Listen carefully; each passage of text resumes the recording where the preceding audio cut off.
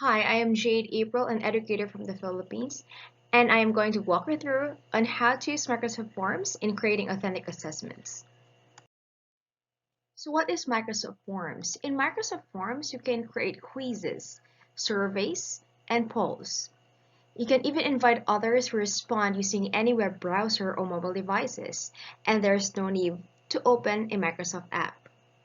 You can see real-time results as they are submitted, and responses can be exported to Excel for additional analysis or grading. Now let's talk about who can use Microsoft Forms. Microsoft Forms can be used by teachers, students, administrators, and even businessmen. Office 365 subscribers, you can have either your school account or your personal subscription. But if you do not have any subscription, do not worry. You can use your personal Outlook account. Just go to Outlook. Now, how can teachers use Microsoft Forms? Teachers can use Microsoft Forms for daily attendance, assessments, feedback form or survey polls, or for online basic profile of students. In the next slides, you will see how I use Microsoft Forms in my class.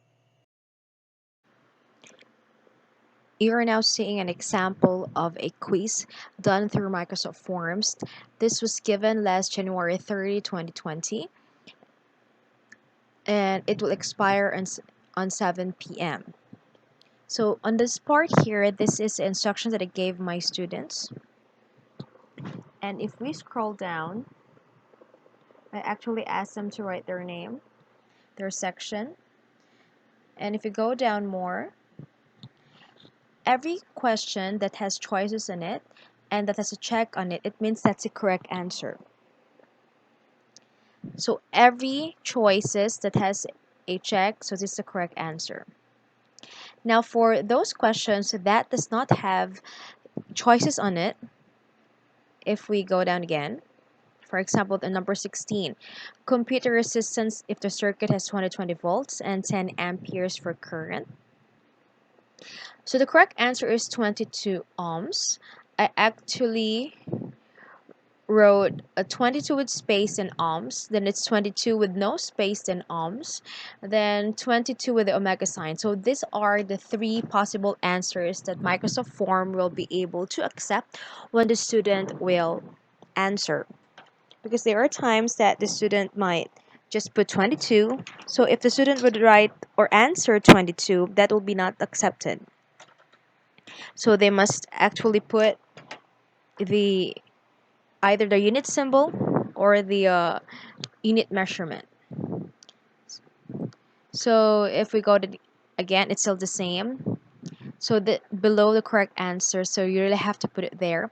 So if the student wrote here the full word, that will not be accepted by the form. So it actually depends on how you're going to write the correct answer. So it's a matter of giving instructions to your students. So on this part here, we have responses 41. We're going to click on that. So it's closed. It means that this form does not anymore accept responses. We can actually open this form through Microsoft Excel and we could see the consolidation of the students' answers.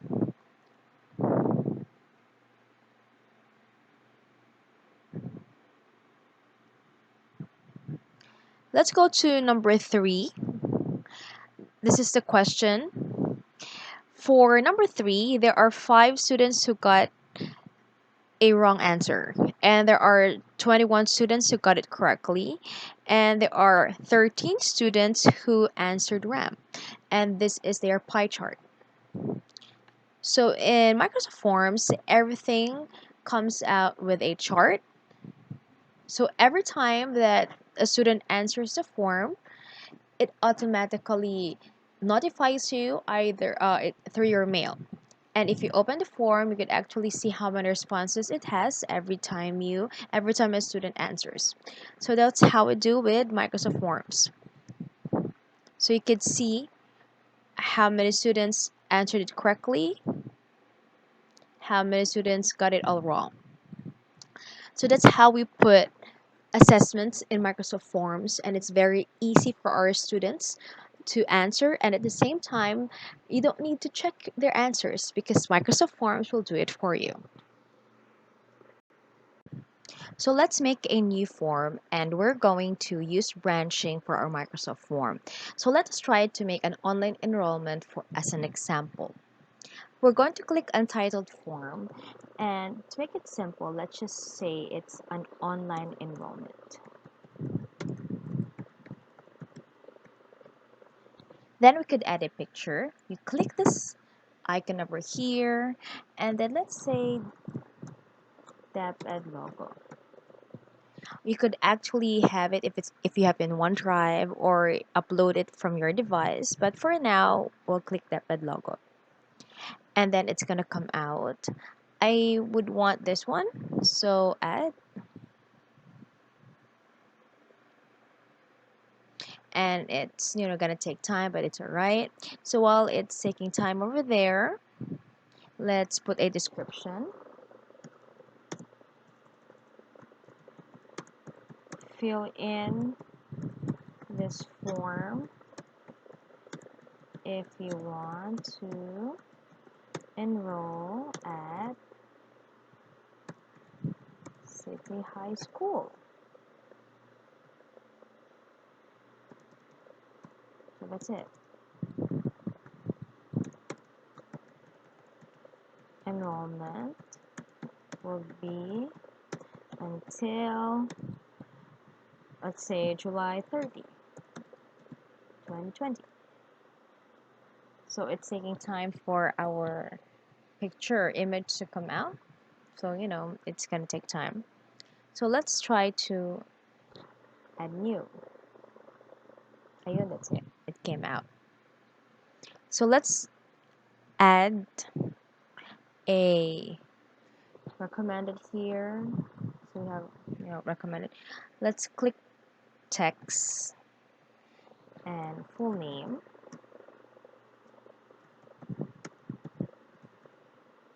And you could make an example of full name. Janice C. Ang. So this is fictional. And we're going to long answer to be safe and click required. Then add new. Then let's make it a choice. Are you a transferee? That's very, very important. So this is where our branching will be used. Because not all of our students will be needing to answer all the questions that are in the online enrollment form or in a survey. So this is how we're going to do it. So option 1 is yes, then option 2 is no. Just leave it there, and we're going to click add new. Going down, add new, and then text. So what you're going to do is you're just going to type in first the questions that you need. Name of previous school, then add new. It could be a long answer if you want, then add new, then still text. Let's say address of previous school. It could be a long answer, then add new, then another text.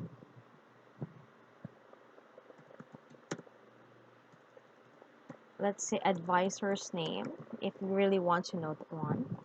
Advisor's name of previous school. It could be a long answer just to be safe. Click add new again, then text.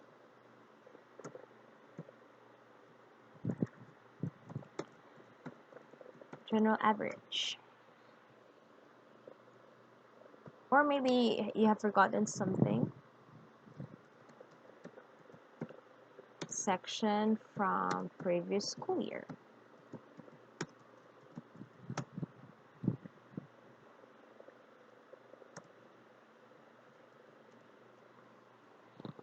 and it could be a long answer. And we could change that one if you want. We could, if you see the arrow here, we could change general average from previous section and it will go up. So number 6 now is section from previous school year. Then the last one is general average. Then let's go back to our second question, which is, are you a transferee? So if the student clicks yes, this is where the branching comes. We'll click these 3 buttons here and then click add branching. And then when the student clicks yes, go to next. It should be number 4. Okay. And then let's go down. And if the student answers number 3, so are you a transfer? Yes, then name of previous school. Let's check that one. Name of previous school. All right. So if the student answers name of previous school, where will the student go next? After answering name of previous school, the student will go to address of previous school. Then click address of previous school. And where will the student or the transferee go next? You click advisors, name or previous school. Then click number 5. Section from previous school year. Then go to number 6. After the transferee answers question number 6, where will she or he go? End of form. Now let's go back to question number 2 for those who answered no. If the student answers no because he or she is not a transferee, where will the answer no leads to? It will go to section from previous school year.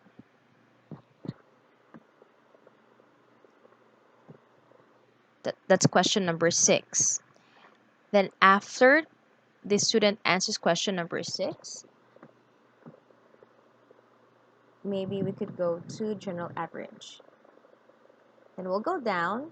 After answering general average, the student who is not a transferee will go to the end of the form. So let's try our form.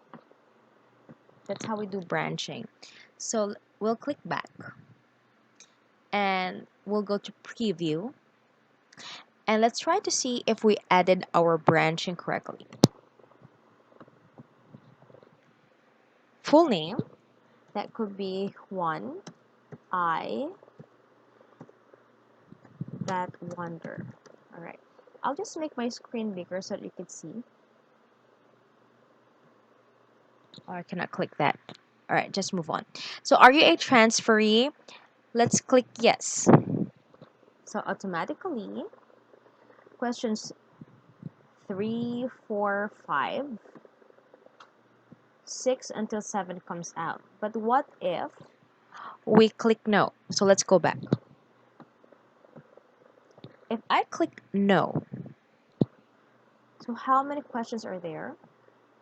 So if the student clicks no, section from previous school year, and general average, that's the only thing that the student who is non-transferee will be able to answer. But if he or she is a transferee, the student will answer about 1, 2, 3, 4, 5. 5 information so that the student will get to be enrolled. So that's how we do branching. Now, if this form is ready, you can add a theme. And you could choose a theme from the sides here. There could be a hot air balloon around, so it will come out in the background. Or since it's an online form, you could use a paper. And there's so many things to choose from. Or would you want, you could upload an image. You could use that logo, or you could upload. and choose a lot of logos here. How about debit? And you could add that one, and it should come out in the background for a while. I think we added that one. And click debit again. So we added debit. So the back there is debit. And let's go to more settings.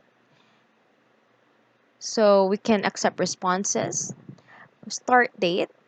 Have you started your enrollment? So maybe it has started already in June 2 at 1 a.m. in the morning. When will it end? Let's say it will end on July. So July 31st. Until what time would that be? Let's go down. Maybe it's until 11:30 in the evening. Would you want to have notifications in your email? You could click that one. Customize a thank you message. You could check that one. And you'd say thank you. Let's delete that one. And you could say thank you for enrolling at City High School.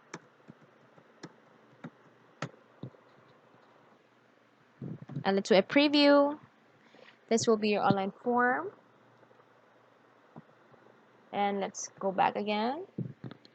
Would you want to share this? Let's go to more settings. Oh, sorry. That's it. Let's go to send. Then you can click copy so that you can share this to your students or to other teachers. You could click to get a QR code.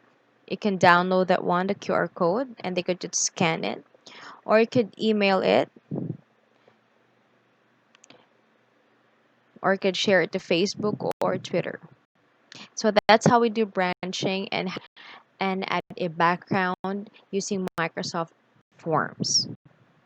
I'm going to click that one.